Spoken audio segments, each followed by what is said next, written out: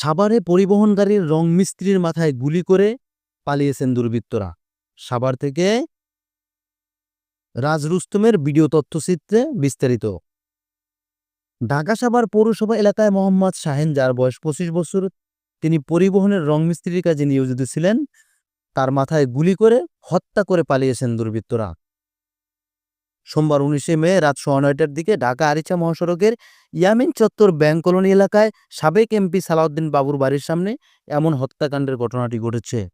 নিহত শাহিন সাভার উপজেলার বনগাঁও ইউনিয়নের বলিয়ারপুর এলাকায় কবির হোসেনের ছেলে। তিনি রেডিও কলোনিতে ভাড়া বাসায় থেকে ইয়ামিন চত্বর এলাকায় বরুণ দাসের গাড়ির গ্যারেজে রং মিস্ত্রির কাজে নিয়োজিত থাকতেন। শাহিনের হত্যাকাণ্ডের খবর শুনে গ্যারেজের মালিক স্ট্রোক করেছেন। প্রত্যক্ষদর্শীরা জানান, রাত ৯:৩০টার দিকে ঢাকা আরিচা মহাসড়ক থেকে শাহিন ও সাদা শার্ট পরিহিত এক ব্যক্তির সঙ্গে ব্যাংক কলোনির শাখায় সড়ক দিয়ে হাঁটাহাঁটি করছিলেন। কিছু দূর গেলে সাদা শার্ট পরিহিত ওই ব্যক্তি শাহিনের মাথায় গুলি করে পালিয়ে যান। তৎক্ষণে শাহিন মাটিতে লুটিয়ে পড়ে মারা যান।